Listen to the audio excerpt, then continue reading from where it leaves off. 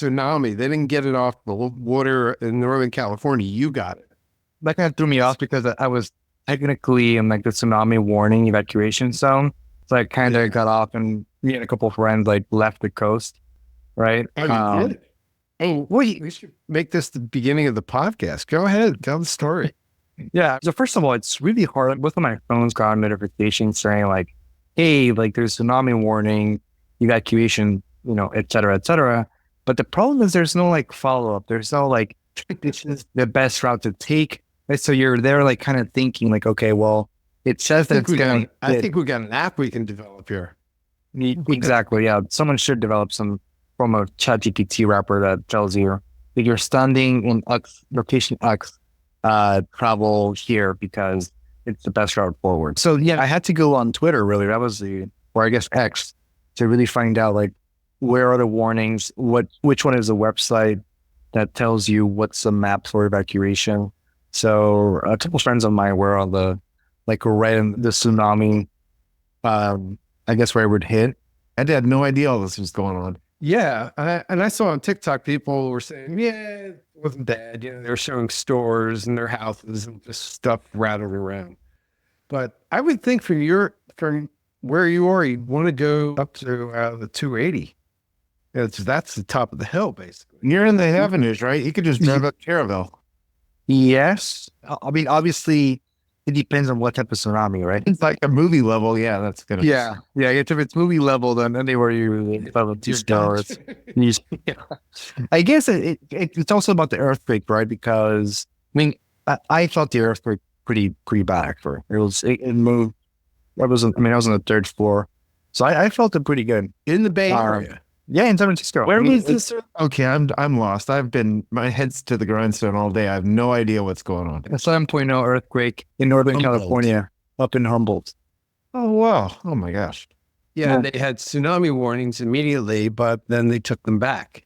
So it's because I'm not a scientist, but I just heard this. It's something where the earthquake went basically up and down instead of sideways. So it didn't create the waves to come in. It just went up north and south. So basically, that's why. So surf's not up. So surf is not. Wow. That's amazing. So, Mavericks early. It was a nice earthquake, not a bad earthquake. It's just the earth farting. I mean, that's it. Now, how does that, I mean, obviously if there was a tsunami, and I can't remember the last like devastating one. I remember the one a couple years ago in LA that kind of tore some moorings off and had the docks. Yeah. Santa Cruz. No, I haven't been here long enough to remember anything tsunami wise. Mm-hmm. Other than that one. That was like bad rains too. It was just a combination of Anyway, so how does the weather affect real estate? Yes, tsunamis. I think tsunamis are affected about the same as earthquakes, although I'd be much more worried if I guess there's no tsunamis in Florida, something that's flat where it would just wash through half the state. Oh, it's just Florida's just going to be, it's going to disappear. I think the way all this stuff is going, the ocean's getting bigger, and it'll just be South Georgia real estate will be the best. Yeah, not to bash on Florida. The new Miami Beach, Seeing all the houses for sale. There's a housing glut in Florida right now. Oh, the condos, because they had the new law that passed where you had to fix the condo. So they supposedly by 1/1/25, every condo was supposed to have it done, and they're all raising assessments like crazy. And there's one I heard where they're trying to get 20 to 80,000 from everybody, but the board won't show them the budget. Somebody trying to make a buck, give the deal to their cousin or something. I don't know. It's Florida's just a mess. Add to it the Fannie Mae condo regulations, and just wait till it all bottoms out. You'll be able to get some great deals if we can figure out how to stop. And talking about Fannie Mae, and to everyone that's listening, welcome to We Fixed Real Estate. We've just jumped in straight with tsunami energy. This is just a freeform one, and this across my desk on the news feed. And Fred, maybe you can speak to this. There's a note that Trump may privatize the 2 mortgage companies.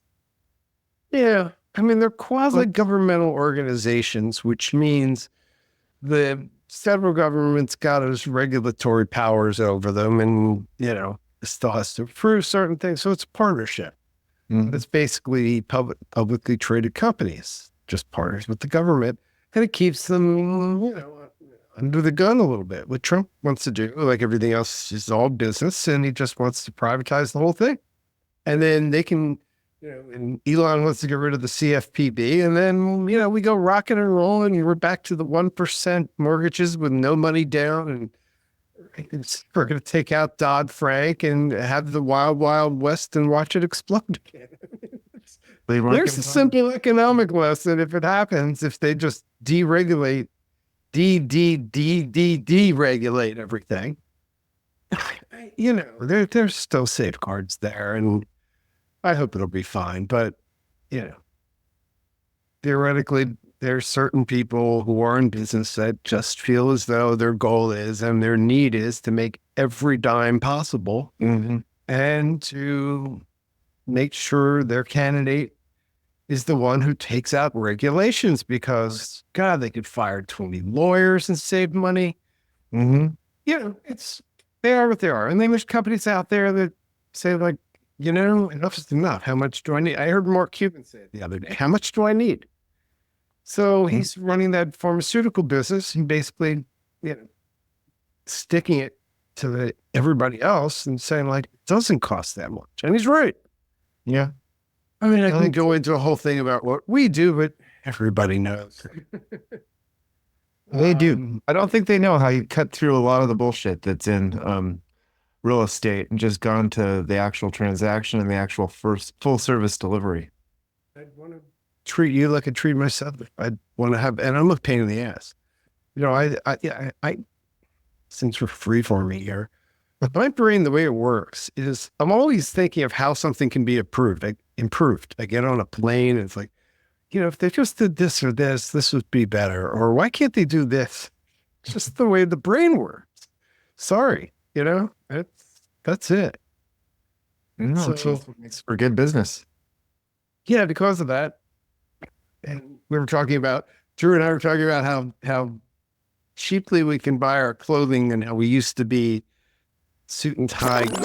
I used to buy shirts and ties and spend big money.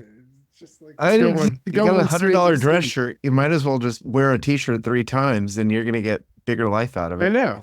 My food budget has gone. My clothing budget has gone to like nothing. I don't care. What kind of sweatpants or athletic pants. Okay, we're back from the discussion on clothing. So we're move on to the next topic. We're low here, dude. I haven't had that second cup of coffee yet either. Gosh, I could only think if you had a third. Let's talk about this Batten lawsuit. Godfather 2 of lawsuits. Okay, the bottom line is the last lawsuit that ended up in the NAR arrangement was about sellers suing. This is about buyers suing. Because remember what these agents used to do is like, I'll show your house. What do you get paid? Oh, you don't have to worry about that. Seller pays me. So these buyer attorneys figured out, it's like, wait a second, it's not really a contract. You just took what you could get. So they are basically suing on the buyer's side to get money back. And they'll win. And it's going to shake up the industry 1 billion times more than it is now from the regulations they have to follow. So even though you think it's solved, it really isn't solved. Plus, it's going to cost these companies all kinds of money to sell. They're going to sell. They couldn't afford to take this all the way out to they don't want it in public. That's the biggest thing. They don't want to try them. That would be so horrible for you. Yeah, no. Just do what we do and do it right. And yeah, we won't worry about this stuff. René, aside from ditching the tsunami, how are you doing today? I know what he's probably doing. We have a situation, and I'll give you the generic situation. So you have these buyers buying a house in California, waived everything, didn't agree to pay for anything, All the inspections are done. They know they had termites. So the agent on the walkthrough happened to be there and said to them, "Hey, do you want us to do the tenting?" Meaning tent the house and spray it for little bugs. Mm-hmm. They said, "Sure." That was it. Well, now today, the agent's saying, "You're going to pay for the tenting." And now she got down to, "You're going to pay for half the tenting." It's like, we don't have it in writing. Remember, kids, everything in real estate must be in writing. So it's like, it's not our problem that you did it. And Yeah. so it's not our problem. It's not our problem. But I think I want to add that no good deed goes unpunished, right? So I think that there's, like, even though that it is on the agent from the seller side, I think that the biggest point of it sucks because I think it all boils down from a trying to do a nice thing for the buyers, right? And that's kind of the hard part of this transaction and this It'll situation. be an expensive lesson to because the agent. yeah, but the whole issue is like that the sellers wanted to accommodate getting the tenting done before the buyers own the property, right? And yes, I think that, I mean, it's a huge learning experience for the seller's agent. It's like, at the same time, like, if it wasn't under contract, it's something that the buyer should have kind of been a little more conclusive of, like, okay, we're agreeing to it. We didn't get presented with any paperwork. Yes, and I did ask that. So that is something that I did ask something when a little bit more context. I just came back from Spain kind of with all these angry aggravations, right? But the agent calls me and I told her, send an email to clients about how their street was out. Like, I'm not available, right? So if they didn't send an email, coordinating everything and crewing it up, that's where Fred's phrase of everything in real estate is in writing is really important, right? And let me add, everything has to be signed off by both buyer and seller to be agreed upon. Just because they sent an email, it doesn't mean anything. Correct. It doesn't mean a thing. So that's the important thing. Yeah. And that's what sucks too, right? Because I think when people agree to items, if it's agreed to by back and forth email, I think that the reality of things is that it should count for something, right? I think it's just not nice to say, like, oh, well, we agreed to it by email, but there is no signature. That's just, I'm just kind of. No, I agree with you there. But, our job is to protect the client. I see that happening all the time. That happened when I bought my house. Not in any way the same shape and form, but whenever there's a financial thing, there needs to be at least a handshake saying, "Go ahead and do this. I agree to the cost." Like, I had a neighbor who's a fence builder, and I just talked with him about what would it cost to do this fence.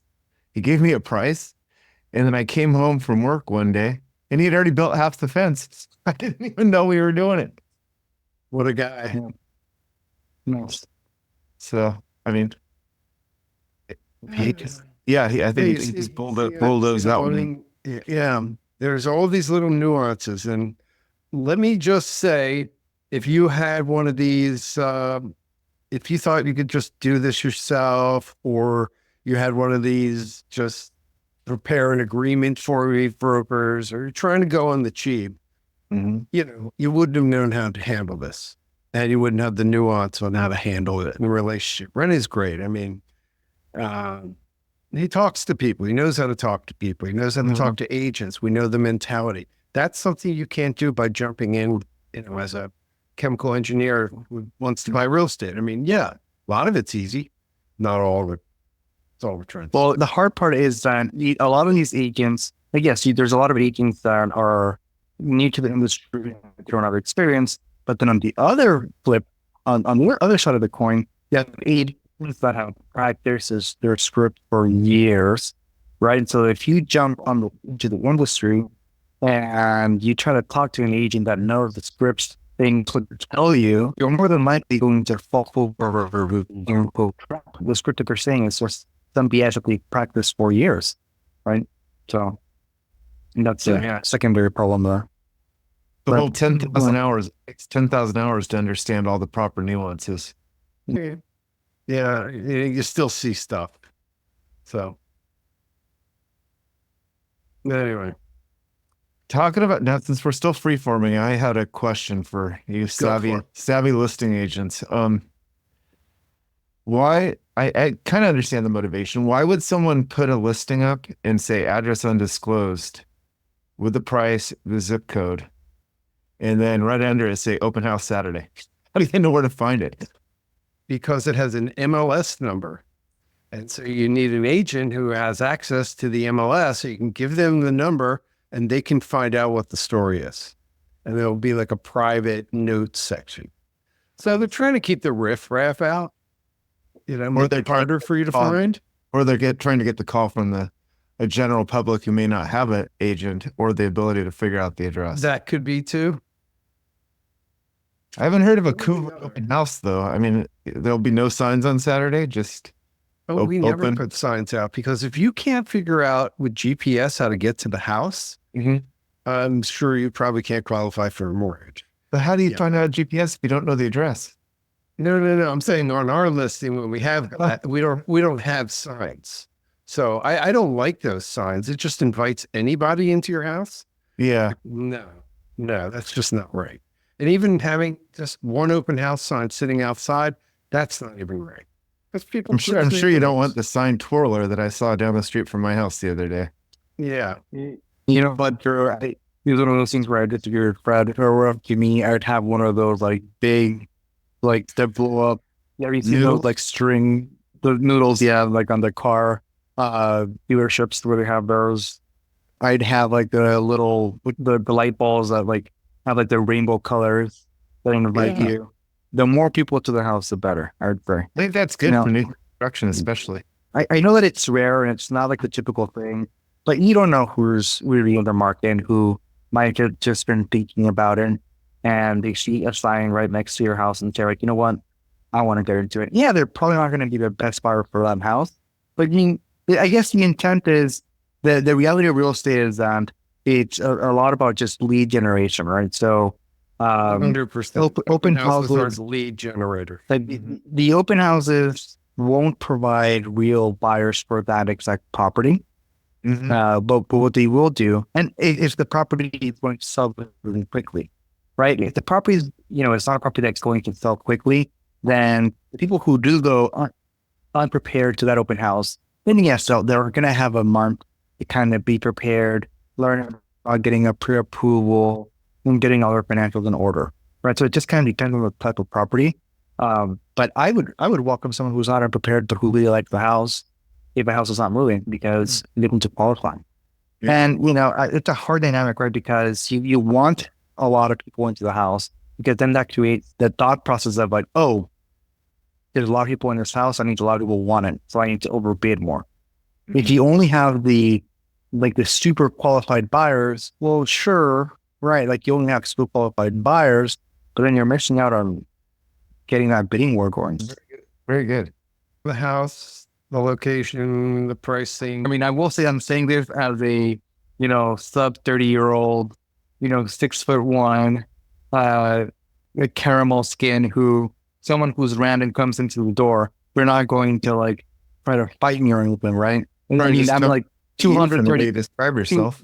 230 pounds, right? Like nobody's going to try to rob me or anything, right? For the most part, right? You're probably going to wear one of those burgundy colored suits that you have. Yeah.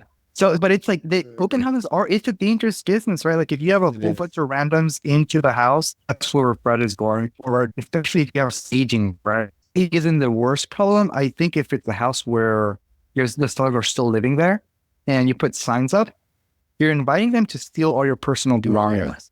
Oh, my God, that's the worst. Yeah. And so I think that's where Fred is coming up from because it is a safety issue. So you only want the people who are really interested in the house to be there. So. No, that makes a lot of sense. I'm going to stick on this listing thing because I got another question that's really perplexing me. And my wife's getting sick of me asking about it. So we've got this housing complex that's been being built for probably 3 years. They terraced it. It's 26 luxury houses. Each one has an ADU on it. And now they've never there's never been a sign out front saying coming soon, new neighborhood, whatever. They've now built all of them, except for the top like 3. And I still don't see a sign or any for sale signs. How it seems like a poor way to kind of promote it. I usually get it's a a model cult home, that's then they moving in. rest of them. It's a billionaire cult that's moving in, and they're moving their slaves in there. And And no one, they're probably, maybe they're all sold. I don't know. But I've never seen they it. could have been pre-sold. They really could have been. They take 4 years to build the thing. That's nothing. Are you kidding? You have city of San Diego, the county of San Diego, the state of California, the United States, the California Coastal Commission, the United States Environmental Protection Agency, and I'm sure I'm missing 2 or 3 others. So every time you make one change, it's got to go to everybody, all 7 of them, to approve it. They meet once every 3 months. There's your added cost. That's another reason why things are expensive. I can't imagine this thing Especially being in California near the coast. We had a guy who listed a house with us in Venice. What he did is he bought this, completely insane piece of junk bungalows. Durable, but it was the person was a hoarder, and he got a decent deal on it. Bought it, gutted it, renovated it, got permits to do it that way, and he was able to do it in like 9 months, and then try to resell it. He ended up renting it, which is fine.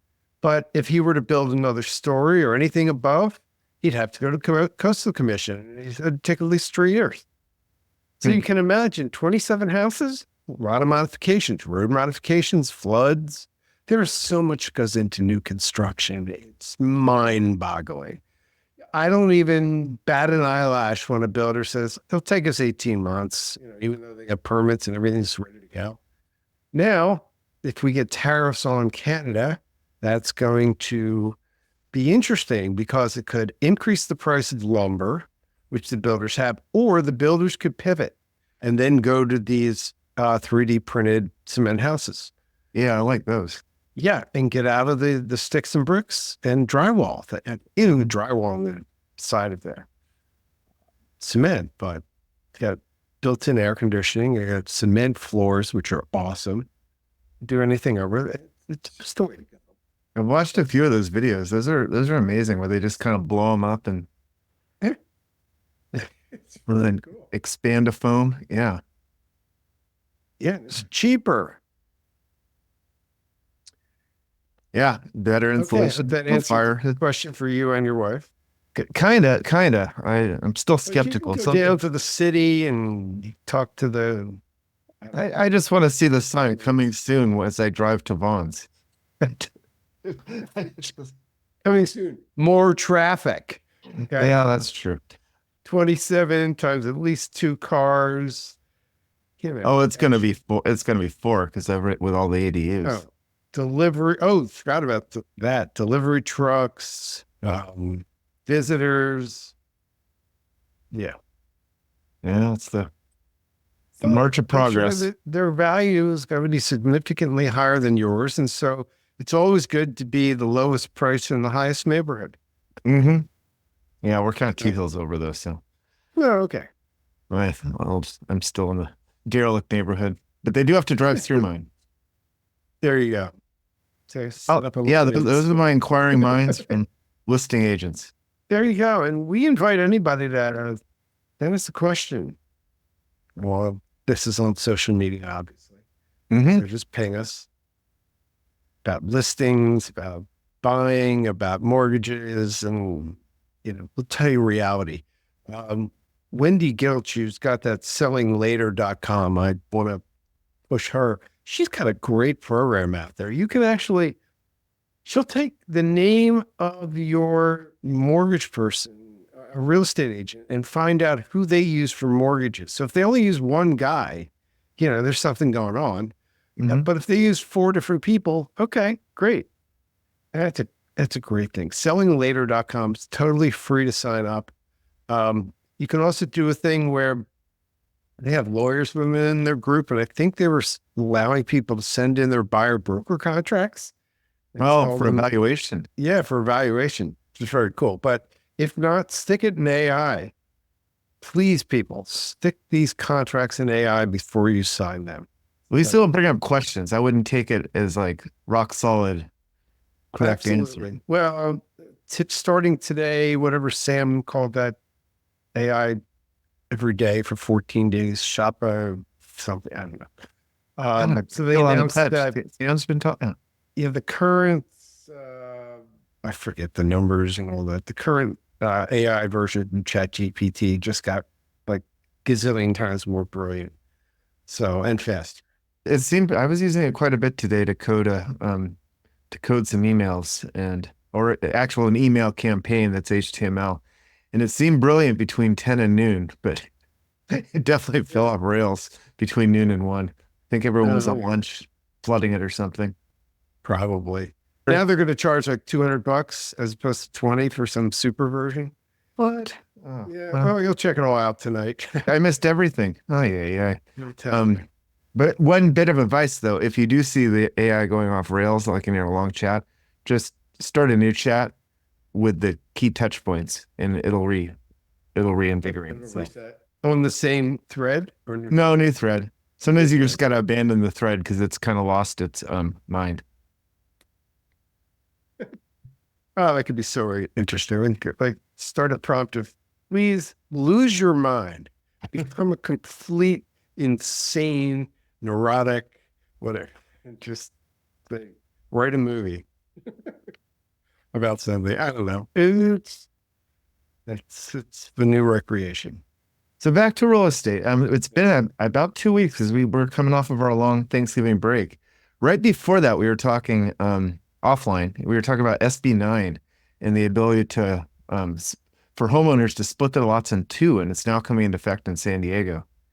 How does one go about doing that, and why would one? We have no clue.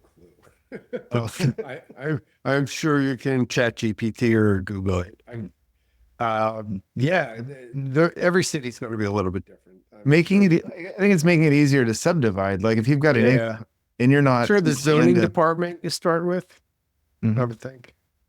I think it's especially in areas where there's like up where I am, where there's larger plots of land. Most people aren't using a quarter acre or a half acre of their backyard, and they can easily. We have a site, René. What's the site name? You can check if you can do an ADU. I think that one is called Symbian. Symbian, yeah. SYMBIAN.com. Symbian.com. And here's where you put the cryon so people can see it. We'll put it in the show notes, obviously. And it's very cool. And you just put the address in and it can tell you if you can do an ADU, and it kind of does a little layout of where it should be. Oh, cool. Trying to pull it up now. I was trying to. Looks like it's a mobile operating platform. I'll have to check it out. Okay. Yeah, it's pretty cool. If it looks to me, we'll find it. We'll get it right. So this has been informative. Good free-form talk. What else is top of mind in this tsunami-driven day? It's still decently busy for December the 5th. And people want to wrap stuff up. We put something under contract 2 days ago up in Washington State, and with fast closing before Christmas. So it should start slowing down next week. But mortgage rates are coming back down. I quoted somebody today on a 20-year fixed for about $484,000. That's 6.125 with about $108 rebate. So it's something to think about here. Let's just jump off the mortgage ledge for a moment. So refinancing, what people usually do is they go, okay, let's say you borrowed $50,000 at 8% for 30 years, and now rates have come down like they're in the 6s. Okay, so you can go and borrow another 30-year loan.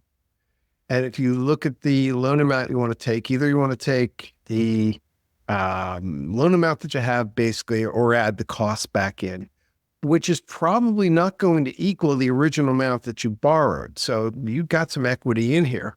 Mhm. The 30-year payment's going to take you back down and you're going to save a couple $100 a month. But also take a look at 25-year. 25-year, I'm cut obviously 5 years off the thing. It may still be a really good chunk of savings. If you're coming down a couple percent or 500,000. You just have to do the math. And it's the same exact interest rate as the 30-year, but it just speeds up your equity. There's also the little trick, I don't know if you all know it, is if you're in month one, if your payment's $1,000, it's $990 to interest, 10 to principal. And then month two, it's $980 to interest, 20 to principal. What you can do in month one, you pay the $1,000 plus you put separate principal reduction, payment number two, which is the $20. And then what you've done in the beginning, it's easy because you're not paying much extra principal every month, but you're basically skipping that payment per se. So if you completed this all the way, you get it done in 15 years, basically. It's a little financial trick, but easy to save interest. By double paying, by paying the normal amount that you're Pay supposed to. the normal amount Whatever the plus interest. next month's principal. And this doesn't include your taxes and insurance. This is completely separate, just based on the principal and interest.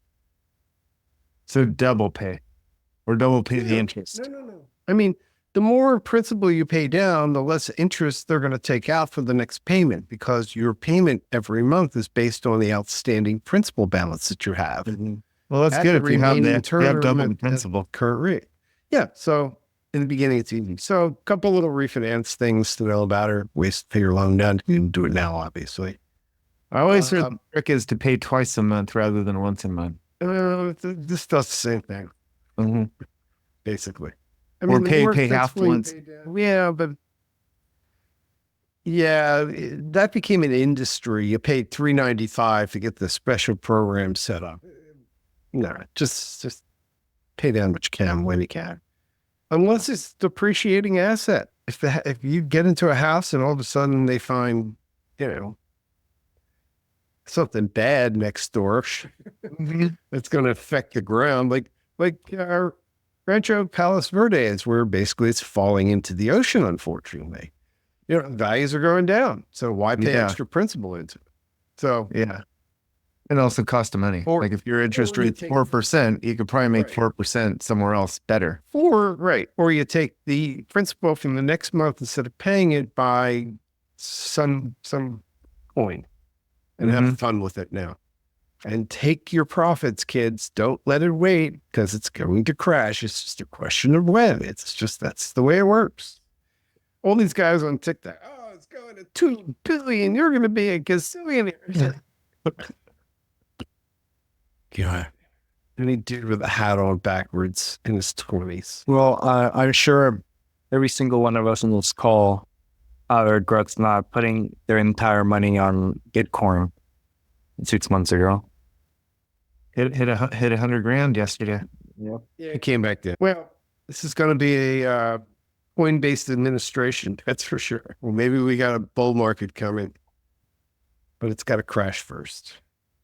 And Yeah. crash, if the street perceives that whatever happens politically is going to be bad for the economy, it'll crash along with stocks and everything else. So it's a day-by-day thing, kids. It is. You can't look. You can get a generic idea of what you think is going to happen, but Yeah, I can see the emphasis right now. The street's kind of thinking that Trump's just talking about the tariffs as like a negotiation ploy, but they're not really coming. If they actually came, then we're going to start to see some, right. like they're And discounting it down. Yeah, and he knows it's never going to happen at 45%. He's talking about invading Canada. Oh yeah, the 51st state. Yeah. No. That's misinformation. That's not what he said. Yeah, I think it was actually pretty funny. He said, hey, or if Canada can't, I know. good treaty with us, become the 51st But- state. I'm exaggerating to make a point. So, Yeah, well, that's the problem with media is that they exaggerate just the. okay. Well, thank you, René. We are always here at Arrivva to tell the truth and nothing but the truth.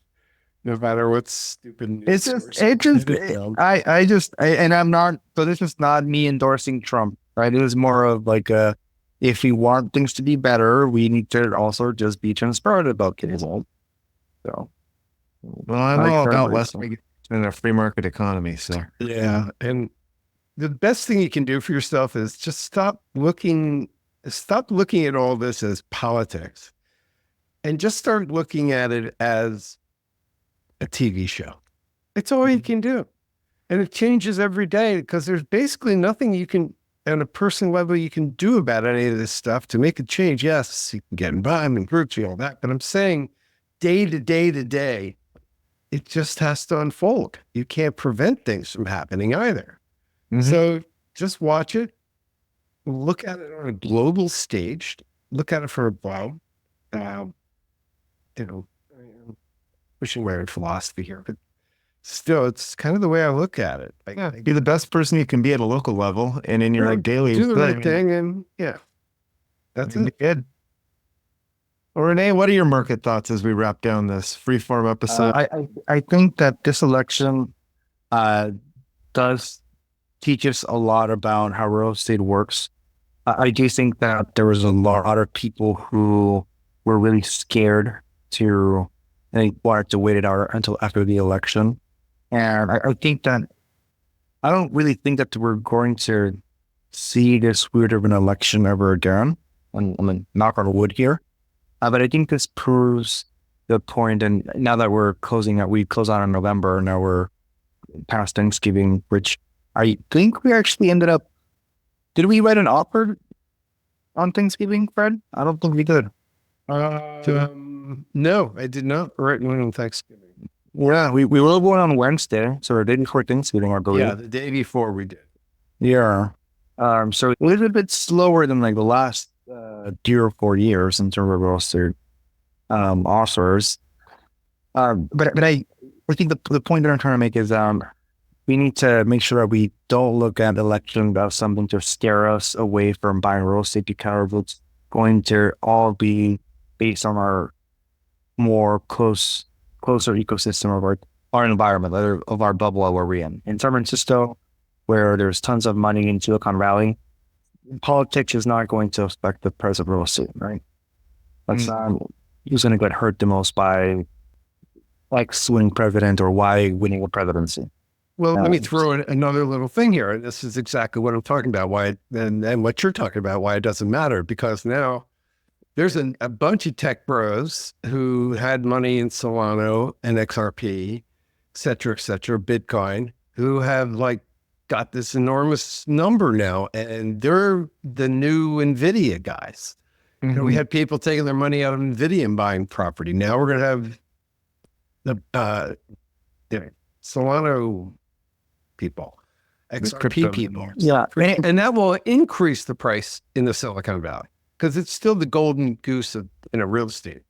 And there would have been something like if Kamala would have won, there would have been a different frame on like why she was good for the stock market, and there would have been some other thing that would have made the stock market go up as well, right? Like, oh, we're not going to be in a political storm and things are going to be fine and normal stocks go up, right? So there's always going to be speculation in play. I think that when people look at real estate, I think they just need to focus on like if they like the house, right? Not if someone else is going to like the house, because I think a lot of our buyers sometimes think a little bit too much about like, oh, well, I just don't know if it's a good investment. And the reality is in this market, in this environment, there's no such thing as a really good investment, because the next day a tsunami can happen or a fire can happen, and guess what? Your whole investment is gone, right? So you just need to think about it. Will I like living where I'm going to live? And do I want to have a shorter commute? Do I want that longer commute? Am I going to take my kids to private school? Or do I want to like have a school nearby for my children? I think I moved into a new place. One of our listings actually, yesterday in San Francisco. And this morning, walking to get coffee was something that I hadn't done in my previous years in living in San Francisco. Because for me to get coffee was a 25-minute walk. right?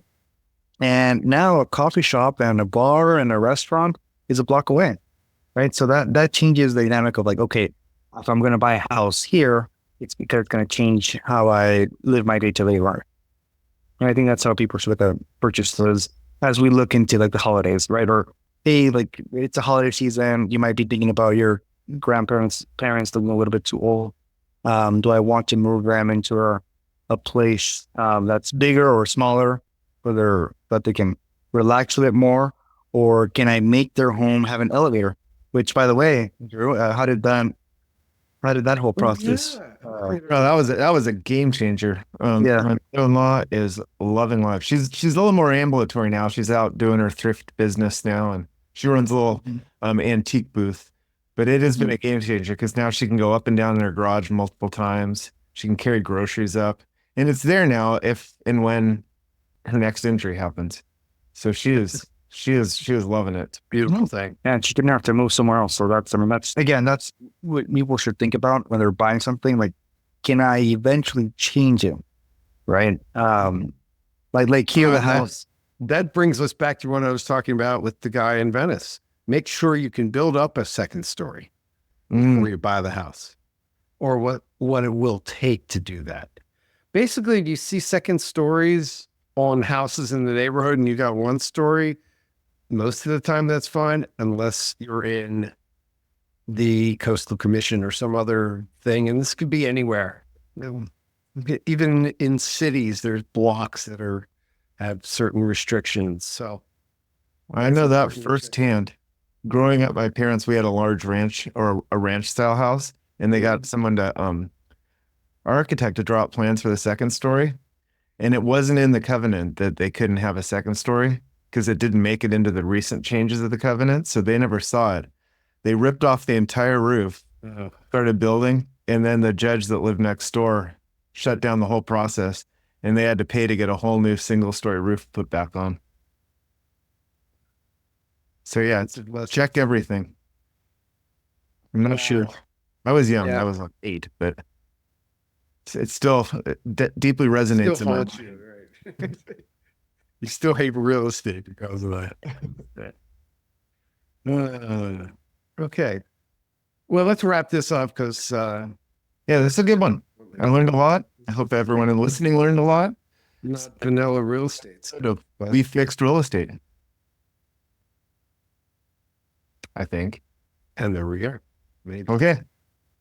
Talk to everyone later.